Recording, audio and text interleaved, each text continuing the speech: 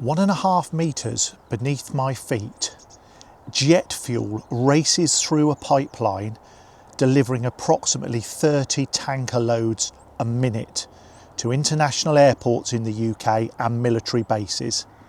It's the secret pipeline that hardly anybody knows about.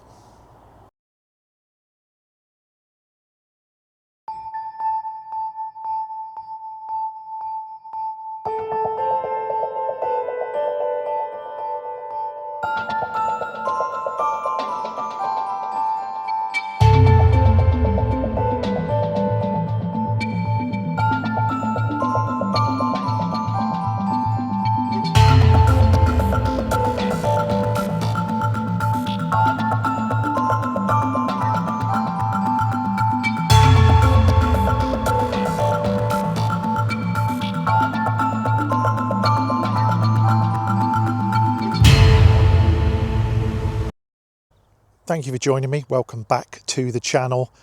I'm here in the Wiltshire countryside and it's beautiful. As you saw from the intro, racing beneath my feet, 1.5 metres down, is an oil pipeline. That oil pipeline used to be known as the Government Pipeline and Storage System, the GPSS. It now carries at 30 bar pressure both Jet A1 jet fuel and diesel to serve all of our major airports and all of our major military bases. Heathrow, Stansted, Gatwick, Manchester, RAF Fairford, RAF Mildenhall, RAF Brize Norton and formerly RAF Greenham Common some 30 miles to the east of here. The history of the pipeline started in the Second World War, 1941, when it was realised that to win the Battle of Britain, our aircraft fuelling convoys would be very vulnerable to aircraft attack from the enemy.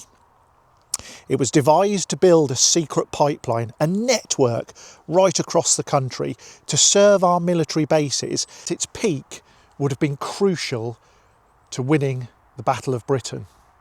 In the 1970s, this pipeline was improved and extended, and it's reached over 1,500 miles of underground pipeline stretching across the country, serving airports and airfields from refineries, 46 storage sites and 16 pumping stations which pump this fuel. World War II, the pipeline was handed over to the Ministry of Defence for them to manage, and in 2015 it was sold to a Spanish company, CLH, who now run the pipeline on a semi-commercial basis, although the government do retain rights of clawback in the event of national emergency. So during wartime or civil disobedience, this pipeline could be re-requisitioned and used for the good of the country. It's called the Exolium Pipeline, and the section we're in is the section that runs along the north of the A4, which is down in the valley there, from Avonmouth serving up to Heathrow, RAF Brize Norton, RAF Fairford. There's a major oil terminal at Aldermaston. Now, the exact location of these pipelines is confidential. However, if you're ever driving along a road and you see one of these poles with the two concrete marker posts, as you can see from the top of the pole, it has a yellow pad with a black stripe on it. This is so it's easily visible from the air, and the black stripe shows the direction in which the pipeline travels. The ministry used to overfly it by air every day. It is overflown by air less so, I believe, now. Although the exact route of the pipeline is not public knowledge, there are indicative maps, which I'll show you now, which indicate where roughly it goes. And if you're unlucky enough to own land or a property with this pipeline going across it, you can't dig for 15 metres either side of the pipeline. And if you apply for planning permission, any planning permission, CLH or Exolium as they are now, have the right to veto that planning permission because it's too near their pipeline. So if you're looking at planning applications anywhere along the route and you actually dig into those planning applications, you will see they are a consultee on those applications. Now, as you can see here, there are 2 pipeline markers, and there are 2 pipelines in the ground. What you will see from the left one, it is an 8-inch pipeline, and the right one is a 10-inch pipeline. The arrow indicates the direction of flow. So I'm here in Wiltshire and I am facing east. So the flow on these pipelines are heading from Avonmouth refinery up to Heathrow, etc., east of here. They are cathodically protected. One of them will be Jet A1 and one of them will be diesel. If you don't know about cathodic protection, I'm probably not really the man to tell you with my 1 GCSE in drama, but effectively in 5-year-olds terms, which I understand, cathodic protection involves putting what they call a sacrificial anode on or near the pipeline and passing electric current through the pipeline and the anode, which draws any corrosion or rust to the sacrificial anode, and that rusts rather than the pipeline. I'm sure someone far cleverer than me in the comments might like to explain it. Now, what we'll do is we'll head a few miles to the west where there is a major pumping station of this pipeline, and I'll show you that. So I've brought you a few miles down the road. It's quite a busy road, it's the A4, but this is the pumping station, or one of the 16 pumping stations for the Exolium CLH pipeline. That is the pumping station building. There's all the usual signs here about explosive atmosphere, CCTV, unauthorised removal or interference with products and equipment contained within these premises carry liability to prosecution. I've also now managed to look up what the markings mean on the pipelines.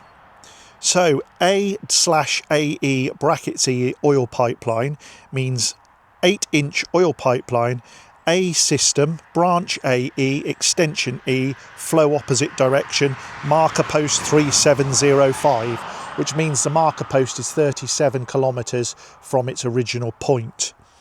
So the AE's brackets E relate to the actual part of the pipeline and the branch of the pipeline.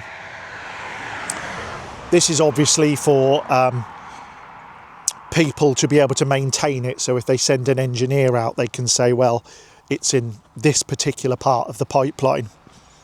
I'll just walk along here a bit and I'll show you, if I can, where the pipes come out of the ground. They deliberately plant these huge trees around them so that you can't see them very well, and the path is a bit sketchy.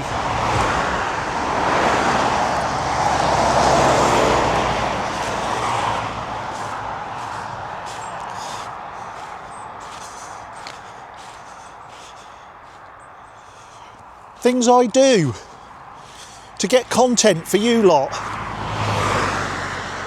Risk arrest, getting run over.